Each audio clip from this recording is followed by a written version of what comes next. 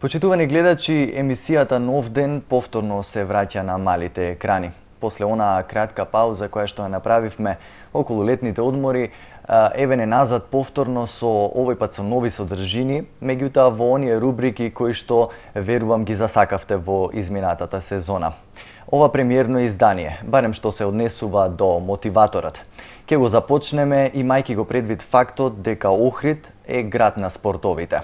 Овој факт ќе го искористиме во емисијата Нов ден, во таа насока што ќе ги употребиме сите оние спортови кои што може да ги понуди нашиот град, во смисла дека тие се добри пред се за најмладите, односно за малите охријанчиња. Во ова премиерно издание ќе започнеме со тајните на теквондото и какви се неговите бенефити, за кои нешто повеќе ќе ни каже нашиот прв соговорник во емисијата Нов ден, а тоа е теквондо инструкторот Маријанчо Лазарески. Па да погледнеме.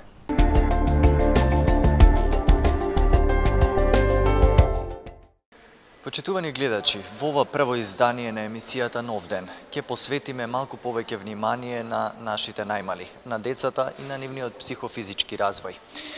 Токму за таа цел ќе го искористиме еден интересен спорт, односно една боречка дисциплина, тоа е теквондото. За среќа Охрид е расадник на вакви спортски таленти, а нешто повеќе околу тоа каков ефект има теквондото и зашто се всушност може да се користи истото, ќе ни каже тренерот, теквондо инструкторот Маријанчо Лазарески. Маријанчо, теквондото, барем по она што го видовме досега, навистина интересна боречка вештина.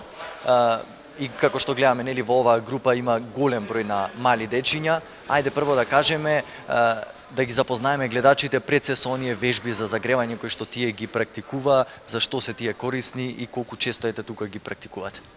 Значи, како што гледавме на тренингот што течеше во меѓувреме, значи претходно секој тренинг оди со загревање. Значи, најбитно нешто пред секоја физичка активност, било спорт или работа, е да се загреат зглобовите. Значи, од кој ќе се загреет секој зглоб, одиме на истегнување. Значи, истегнување и така познати како вежби за шпага. Значи, тие вежби се најпрепорачливи за посебно за раните возрасти, за добар психофизички развој на сите деца и за исправување на кичмата. Значи, многу биле со крива кичма костозгломна и дел од овие вежби ги вежбаат таму. Значи, ние имаме широк спектар од таков вид на вежби и што се многу пожелни посебно за раните возрасти. Значи, овај спорт е неограничен со годишна возраст, значи имаме млади од 5 години па до 50. Добро, видовме дека тие децата прикажа доста голем број на вежби, меѓутоа ете колку трае генерално еден тренинг на децата од почетокот, од самото загревање, па сите оние вежби кои што се во меѓувреме, па се до спарингот и до оние кати кои што ги вежбат. Вака, значи во просек еден тренинг трае час и половина, значи 15 минути оди загревање, половина сат истегнување. И 45 минути оди учење на техника, спаринг, самоодбрана и други вежби. Значи, во зависност од ситуација, некогаш имаме и подолги тренинзи. Например, сега, пошто се спремаме за турнири, и сега имаме подолги тренинзи за половина час. Вие долго време го работите овој спорт. Верувам дека низ сите тие години низ овој клуб поминале голем број на деца. Дали сте се сретнале со такви случаи во кои што децата едноставно навистина имаат потреба од овие вежби, односно се соочуваат дали со искривени кичми, со скратена мускулатура, значи со такви некои проблеми во физичкиот развој? Вака, јас се занимавам со овој спорт од 92 година. Значи 22 години сум во овој спорт и баш се имам сретнато со голем број на деца кои биле со искривена кичма. Значи имам баш тука пример, едно од девојчината. Значи пред 2 години беше малку во кичмата криво, ево сега после 2 години значи се гледа резултатот, е исправено. Исто имам деца на пример што биле дебели, па се ослабени. Исто имам тука баш случај на дете, на деца, значи што ми дошле дебели, после 2 години и нешто се баш во фит форма, што сите го посакуваат. Затоа е пожелно од најрана возраст да се започне да се занимава секој со спорт. Добро, не само што го имате искуството на ваша страна, вие како клуб постојано се и унапредувате всушност и со посетување на семинари, на конференции кои што ги обработуваат токму овие теми, нели, околу физичкиот развој на децата. Што се имате посетено, што се имате и научено на тие семинари? Да, точно, значи како тренер сите мора да посетуваат семинари ширум светот. Значи, добро, ние финансиски не сме толку моќни да одиме секај во светов, ама ги посетуваме скоро сите поважни семинари што се одржуваат на Балканот. Значи, пред 4 години бевме во Хрватска, во Пула, каде таму семинар држеше светската звезда Зел Галешич. Значи, таму имаше доктори на науки за функционален тренинг, за фитнес, за борење, за све. Значи, исто така бевме на семинар во Софија кај Гранд Мастер Ким Умчол, 9-ти дан, кој е еден од најдобрите за техника во цел свет. Значи, од него најповеќе може да се научи. Значи, се трудиме докај што можеме да одиме на семинари, да научиме нешто и нашето знаење да го пренесеме на помладите генерации. Гледам дека помладите генерации навистина го сакаат овој спорт, барем од она што можеше да се види во позадина додека тие ги правеа вежбите. Колку се заинтересирани да го практикуваат овој спорт? Колку го има кај нив онај надпреварувачки дух пред се? Вака, значи, овие тука што се присутни младите се веќе долго време, повеќе време во овој спорт. И значи нив им стана веќе навика да спортуваат. Значи, бидени сме на такмичење, значи благодарение на нашите покровители, секаде кај што одиме све ни е платено и веќе добиваат уште толкав елан за работа и за такмичење и ево веќе 3-та година им е со ред и мислам многу ретко пропуштаат тренинг, што значи спортот добро влијае на нив. Добро, освен оние вежби кои што ги имавме за загревање, колку овие останатите вежби, колку овие спаринзи кои што ги подготвувате, па удирањето на вреќата тука за удирање, колку тие помагаат во физичкиот развој на децата, меѓутоа и на менталниот? Вака се, посебно во боречките вештини, многу влијаат боречките вештини на менталниот дел од психофизичкиот развој на младите. Значи, стануваат самостални, добиваат храброст. Значи, најбитното нешто е детето да стане што побрзо самостално, да не се плаши, да е храбро, да излезе. И исто така, значи, учат да се самоодбранат, значи учиме самоодбрана, да се борат и исто мавањето на вреќите помага за јачање на мускулатурата и на експлозивност, значи добиваат кондиција, сила и има значи доста примери на деца што биле како деца плашливи, мислам, и сега на школа значи покажуваат одлични успеси во физичко, значи пошто се физички спремни, исто добиваат надпреварувачки дух, значи тоа е пофалба од учителите по физичко воспитание.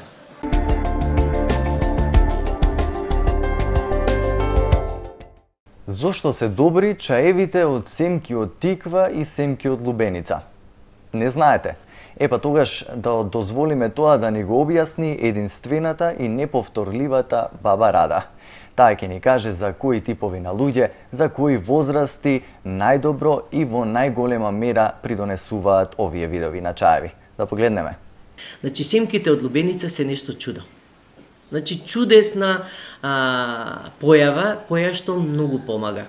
Значи, голем број на научници, значи врвни научници, кои што дури некои од нив биле и во затвор, затоа што се спротиставиле на оној врв од лекари, кажуваат дека како настануваат сите најтешки болести. Значи, од Алцхаймер, па да не зборувам до депресии, до анемии, а да не зборувам, не дај Боже, за канцер, за мултиплекс склероза, сите тешки автоимуни болести, црн дроб и така натаму.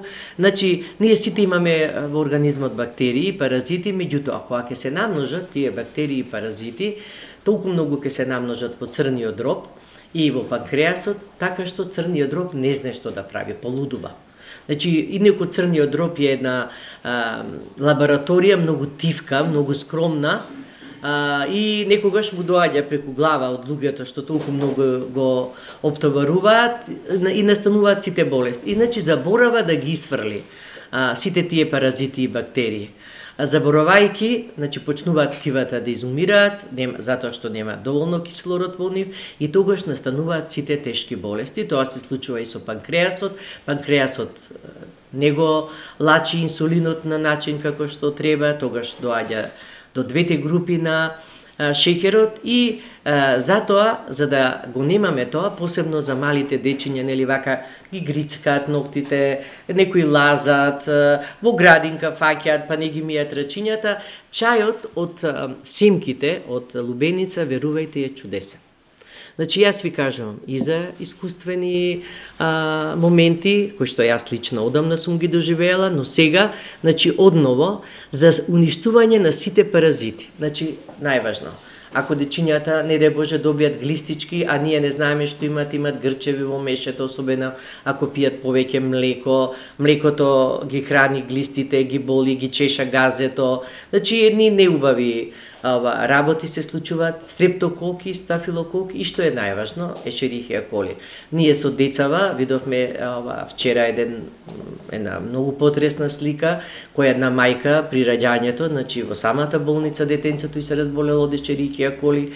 Верувајте, како резултат на ешерихија коли, значи детето мускулно не може да се развива, добило менингит, хидроцефалус, значи детенцето сега веќе полека е добро и ние ветивме дека се што можеме ќе направиме и ќе направиме. Јас секогаш со верба живеам, значи да го пие тоа чајче, така ќе си помогнат на сите ќе ни помогне, но што е најважно на дечињата кога нели растат многу дечиња, така се по-слабички и не им се добро развиени мускулите. Многу помага за мускулната маса. Значи во себе содржи толку многу витамини, содржат семките, тоа го содржат и тиквета и дињата, дури 4 пати повеќе од самата лубеница, самата диња и самата тиква, која научниците од подшит. Значи тиквата ја викаат виква и се обраќаат со вие. Така што сега е време кога на нашите дечиња треба што повеќе да им даваме. Од најмали нози да ги учиме, да им правиме чајче, оние кои што имаат проблеми со простата, жени кои што имаат млади, жени кои што имаат проблеми со ешерихија коли, кламидија, затоа што тоа прави секундарен стерилитет, значи треба да ги пијат семките од диња, семките од лубеница, семките од тиква. Но најнапред реков, значи ги земаме, ги миеме семките од лубеница, ги ставаме во танок слој, можеме на слаба струја во редна да ги ставиме да се исушат и ги пиеме. За мали дечиња оноку колку што ќе ни фати, значи прстите колку ќе ни фатат, мајките или бабите, ако го приготвуваат тоа, ќе ги направат во течност колку што може дечињата да испијат, да не биде преголема. Значи ќе ги исчистат бубрезите, црниот дроб ќе го исчистат и што е најважно, сите бактерии и паразити што се насобрани, значи со едно пиење од 1 месец, децата сето тоа ќе го исчистат и сите ние.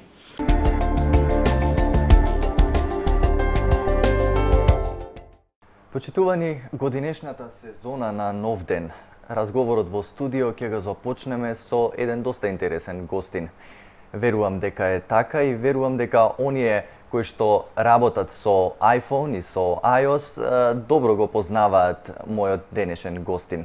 Танасиј Ѓорговски, човекот кој што ја креираше забавната игра Хенофобија, е мој денешен гостин, а нешто повеќе околу целиот процес на кој начин тој ја креираше оваа игра, меѓутоа нешто повеќе и околу неговиот личен живот и всушност начинот на кој што најголемиот дел од своето време тој го поминува програмирајки, ќе ни објасни во разговорот кој што следи. Танасије, најпрво да ти посакам добре дојде во студиото на Телама. Добре ве најдов. Ајде ќе започнеме со Хенофобија. Игрите се доста популарни, посебно во овај период кога нели се повеќе се користат телефоните како не само како начин на комуникација и начин на забава и начин на кој што луѓето всушност остануваат поврзувани нели во текот на целото време.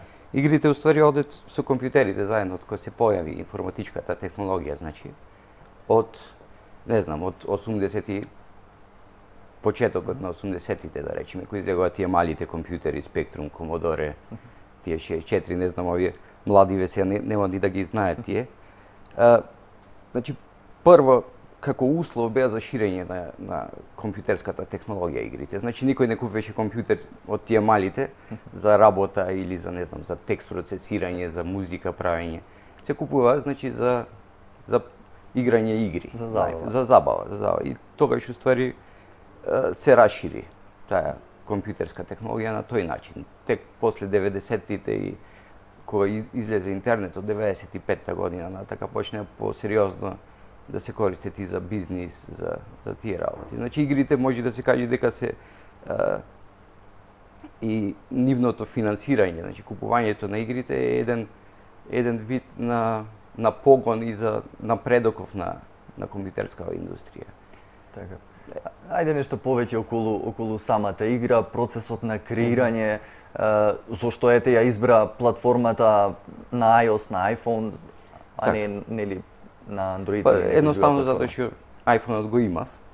Така. Значи тој се погоди да го имам. Ако имав Android телефон, сигурно ќе експериментирав и ќе почнев да правам за Android апликација. Пошто баш кај што на Android платформата јазикот Java, значи кој веќе ми беше познат, имам работено. Али се погоди да iPhone имам, така да поминав едно време во учење на новиот јазик, пошто нов јазик имат Objective-C, учење на новата платформа на iOS. Значи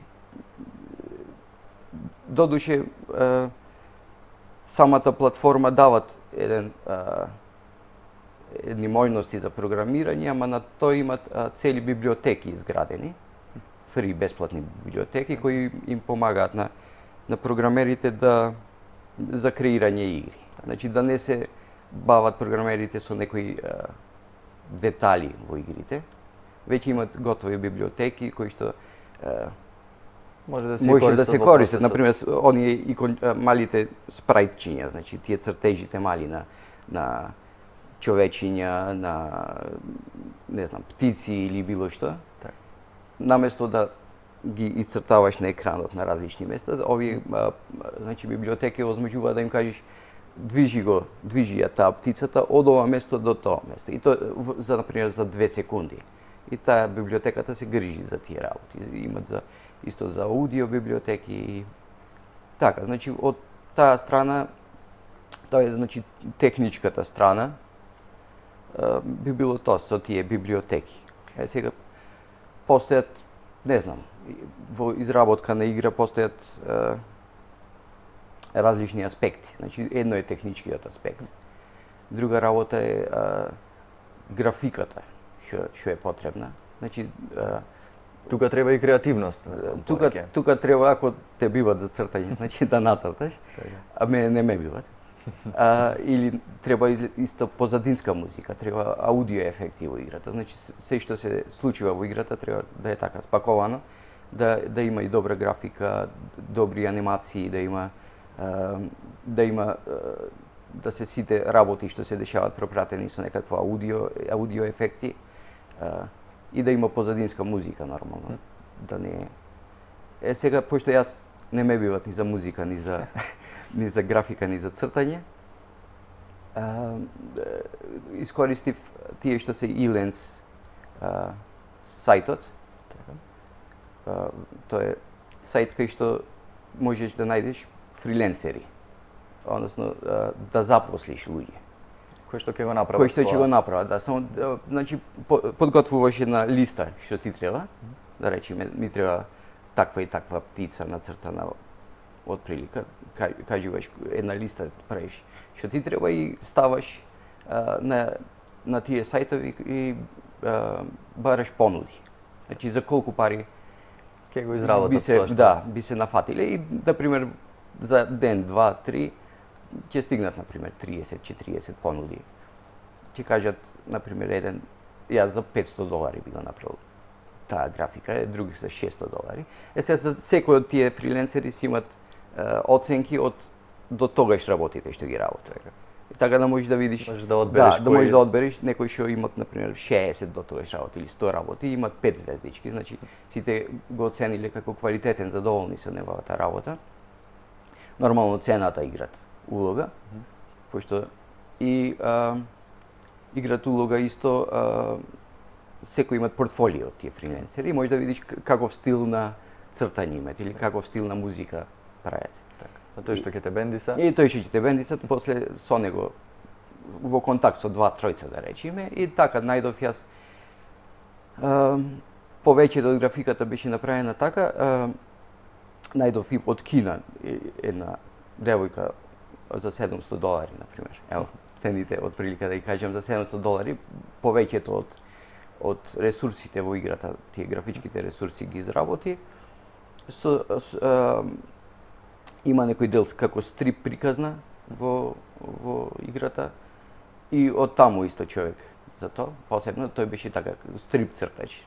Со неколку така коцкички ми направи колку да ставиме некоја приказна.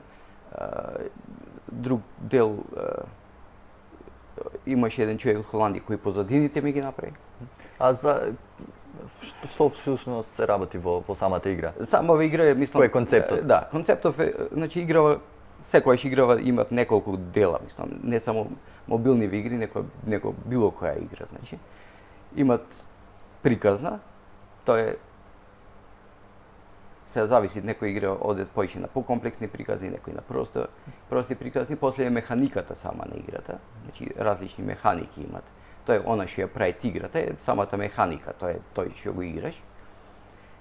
И нормално графиката, аудиото, како се тие спаковани.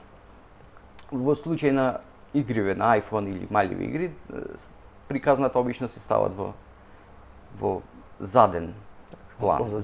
Да, во позадина, пошто не се многу комплексни игрите, обично се игри кои што треба да ги пуштиш имаш една минута што не знаеш што да правиш, ја пушташ играта, ќе поиграш малце.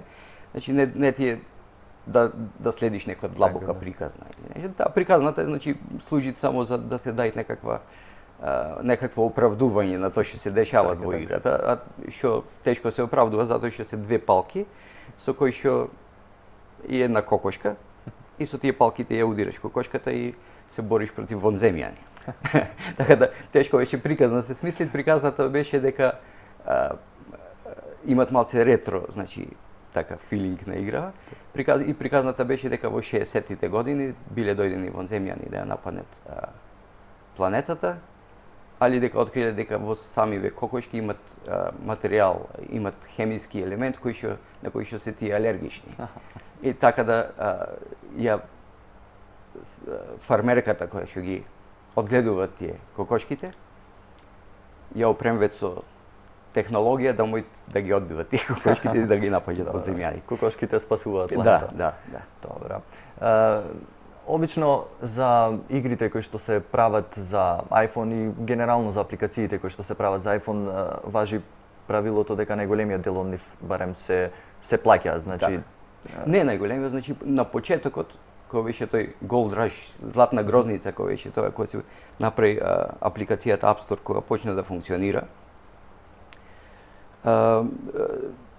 тогаш значи беа ретки апликациите и се става и најпрости, наједноставни апликации кои го искористи тој момент, значи тој на Златна грозница, најпрости апликации може, значи $1 стави, не знам, најпроста апликација некоја и луѓето многу се ја купуваат. Ама после како ќе поминуваа годините, значи од 2007 навака, од 2011 да речеме, 12 година, веќе значи толку се намножија игри, да речеме деновиве, овие денови, например, по 1000 апликации дневно се објавуваат на App Store, од кои што сигурно 60%, ако не повеќе, се игри.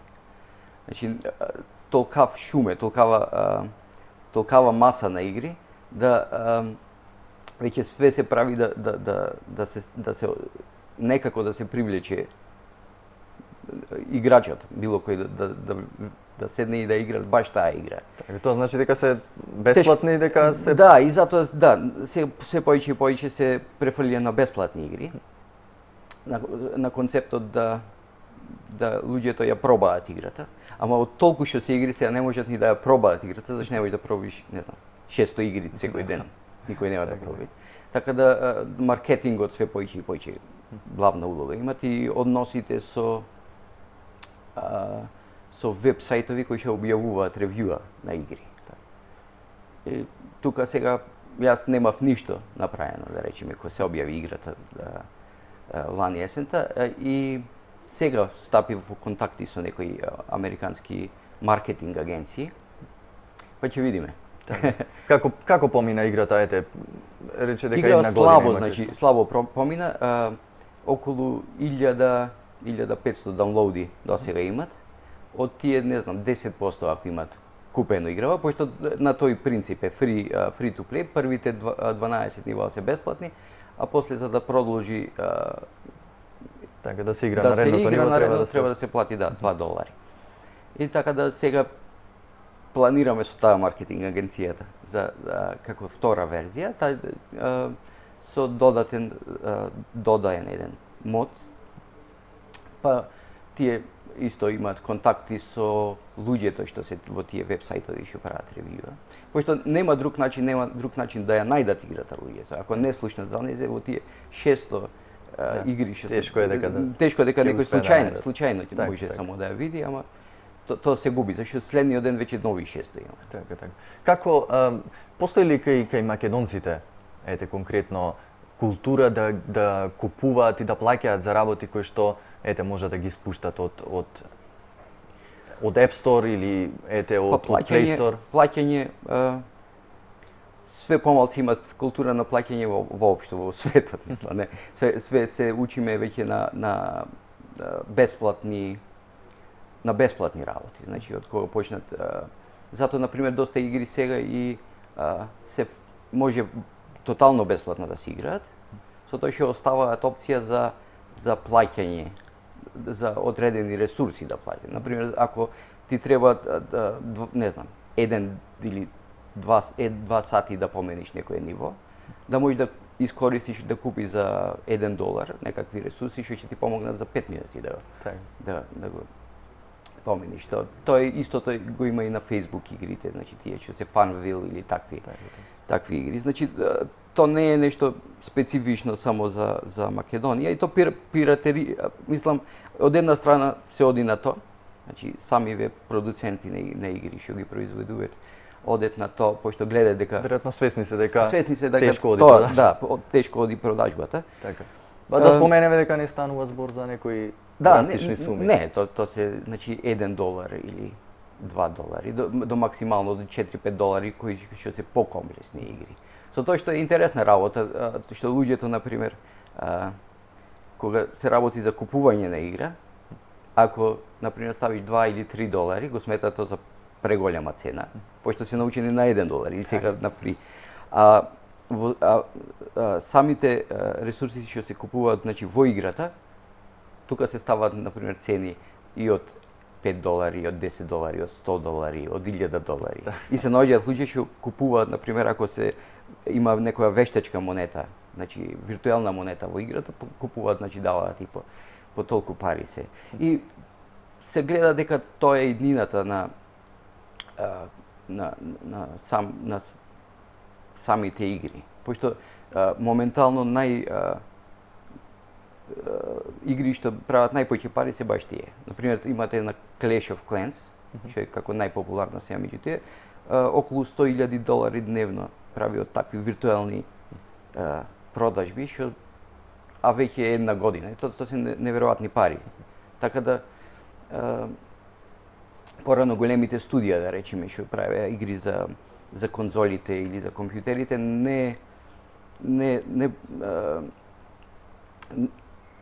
не се концентрираа толку на овие уреди, на iPhone-ите, на Android-ите, но сега кога се откри тој модел за правење големи пари, сега веќе веројатно сите се фокусираат. Сега сите имаат голем фокус, значи на правење на такви игри. Така. И затоа и стана и потешко за инди студијата, значи за тие што не се мејнстрим, што немаат големи суми за маркетинг или све потешко е да се пробијат за нивната игра да стане видлива. Така.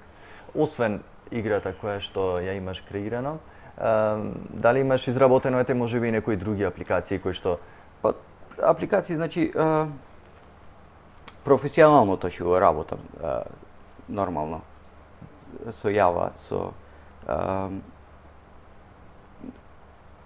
работиш како... А иначе апликации по свој ќејф, например, си правев од секојаш, значи од спектрумот кој го имав, си правев такви игрички со тој Sinclair Basic, што беше како јазик. И подоцна некои програмчиња имат еден позабележителен успех, значи. Имаше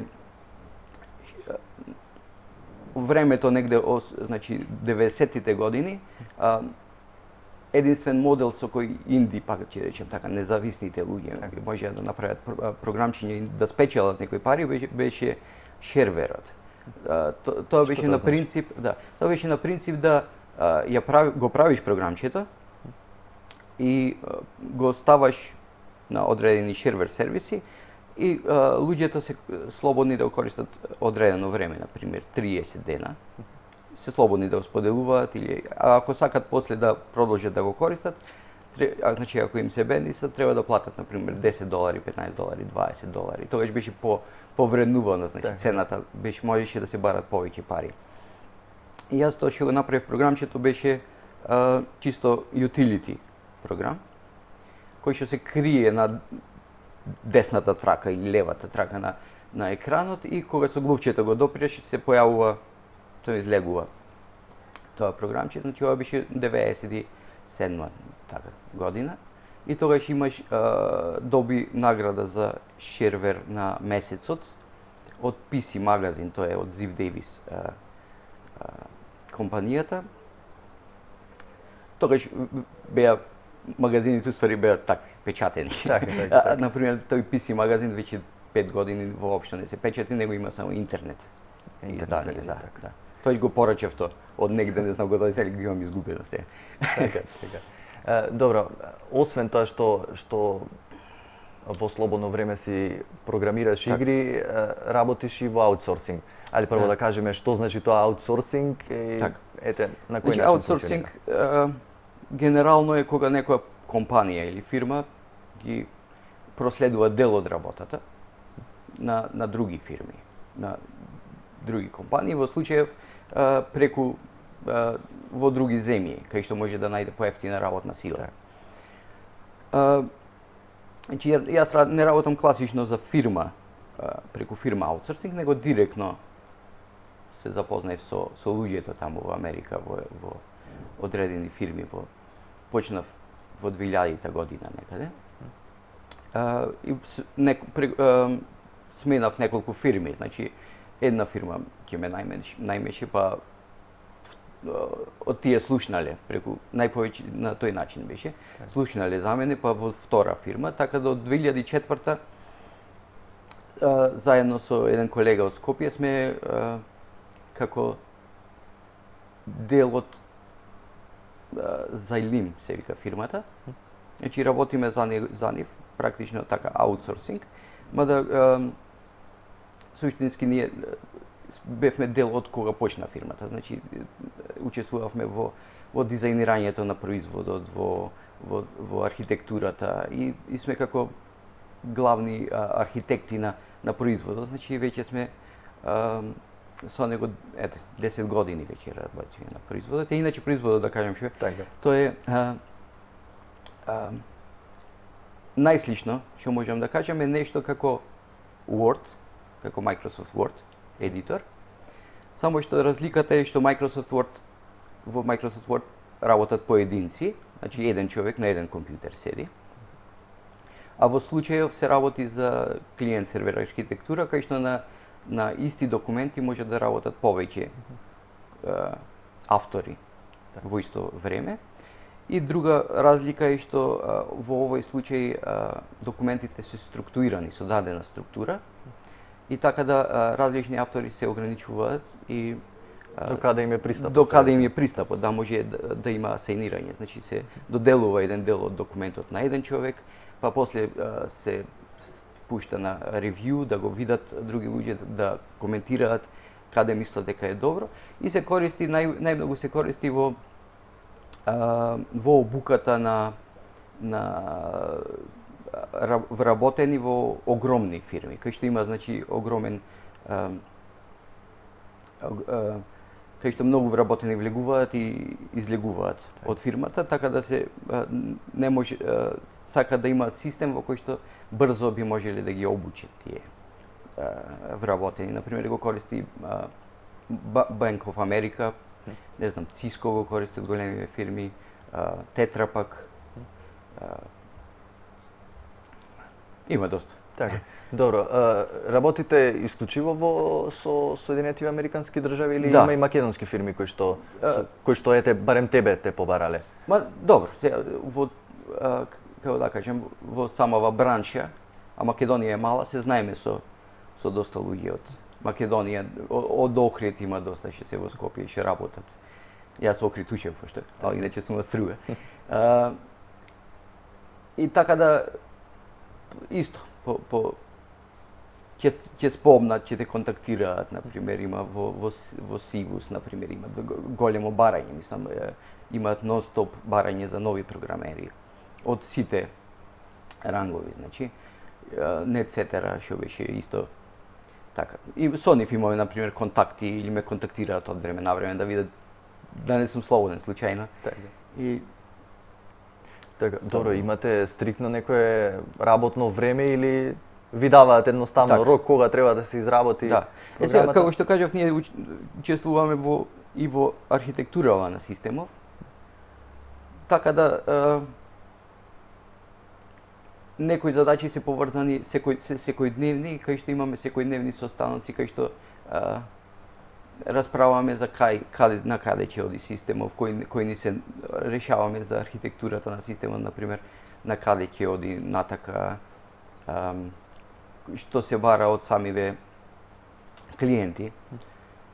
Например, моментално системот е базиран на Java клиент, а сега работиме да го префрлиме тотално на веб. Значи некои нови технологии да се користат, мултитенант и такви работи. И така да имат тие секојдневни работи, а после имат башка задачи одредени кои што се задаваат и тие задачи од прилика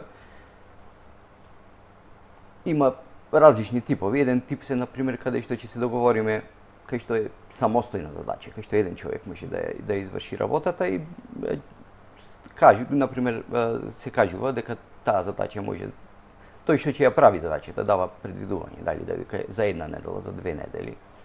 Ќе се работи ако е некоја покомплексна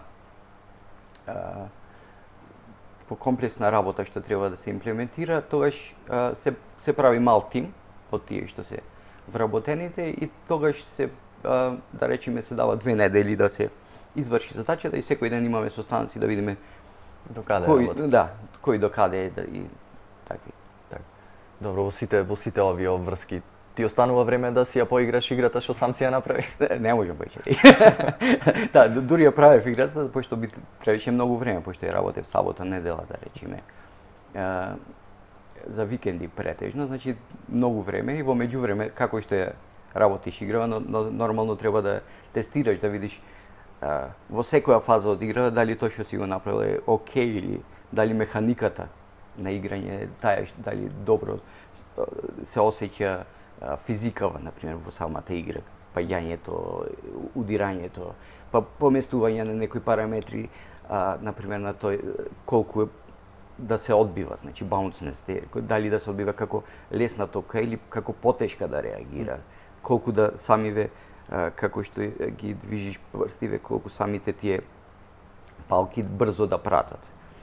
Така да во самото додека ја правиш играта, па после за секое ниво, например има 50 на ниво, за секое ниво треба да го тестираш дали некој елемент е подобро полево, малце подесно, неколку пиксели подесно.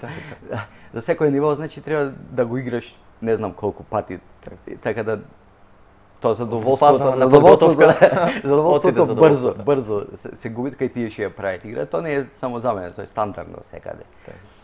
Иначе друго што сакам да кажам, мислам за интересно што може да биде за економскиот дел, значи за правењето пари, што реков тогаш на почетокот имаше таа златна грозница, кога сите видат дека може да се прават пари, ама веќе сега е многу повеќе личи на хорор, многу повеќе хорор приказни имат него убави приказни. Нормално ги слушаме само убавите еден, двајца што успеале, а тие, не знам, 300.000, од тие 300.000 што се програмери воопшто, многу има такви хорор приказни кај што напуштиле главна работа, например, и пошто сепак правењето игри е малце поинтересна работа од правењето на бизнис програми, кај што можеш поќе малце да си даеш да кажеш, своето да го кажеш, значи, да. И има такви многу хорор стории по интернет, кај што ги напуштиле работа, па вложиле се што имале за да ја направат играта, а после не добиле ништо. Значи, така да и тоа е интересен. Ете една мала информација за нашите гледачи да знаат дека ако играта што е на крај излегува. Да, и ако некој сака да почне игра, да би му препорачал да не напушта, значи секојдневна работа. Така. Добро, Танасија, јас верувам дека имам уште многу муабет да си правиме во нашето студио. Меѓутоа времето полека не гази. Јас сакам да ти се заблагодарам за твоето гостување во ова е премиерното издание од новата сезона. Ти благодарам за твоето гостување, се надевам дека повторно ќе се видиме во некоја наредна прилика. Можеби со нова игра, нова програма. Да. Дај Боже. Мислам имам и идеи за игри доста, само време се варат и да, и малце пари се исто се. Секако. Можеби тоа е најважно. Така. Почитувани гледачи, овде ќе направиме една мала пауза за реклами, а подоцна се враќаме со предвидените содржини.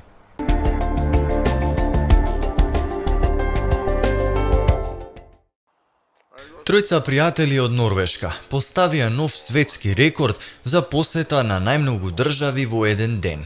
Гунар Гарфорс, Тај Јанг Пак и Овин Дюпуек посетија 19 земји за 24 часа, за разлика од претходниот рекорд поставен за 17 земји.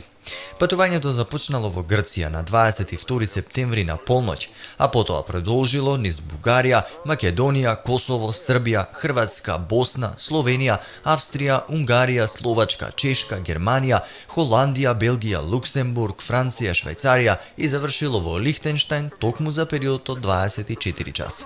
Момците велат дека се задоволни од своето фантастично патување и дека ќе слават цел ден. Тие раскажуваат дека на крајот дури имале и слободно време, но лошите временски услови ги спречиле да тргнат кон 20-тата земја Италија. За да го постигнат новиот рекорд, момците патувале со изнајмени автомобили и 2 авионски лета од Скопје до Белград и од Виена до Дизелдорф. Тие своето искуство го споделувале и на социјалните медиуми, користејќи ја хаштаг ознаката Рекорд Ран. Ова не е нивни прв обид. Претходно се обиделе истото да го направат во мај, но успеале само да го направат претходниот рекорд на патување во 17 земји за 24 часа во 2012 година. Те раскажуваат дека иако имале проблеми со лошото време во Швајцарија и проблеми со изнајмување автомобил во Грција, задоволни се од она што го постигнале. Велат дека иако се уморни од патувањето, поставувањето на нов светски рекорд е како да добиле лото добивка. Почитувани, ова беа сите содржини кои што ги предвидевме за вас во ова премиерно издание на емисијата Нов ден. Со истата се гледаме повторно во истиот овој термин наредниот вторник, за кога ветувам дека повторно ќе имате што да видите и што да чуете. Ви благодарам на вниманието, па се гледаме во вторник.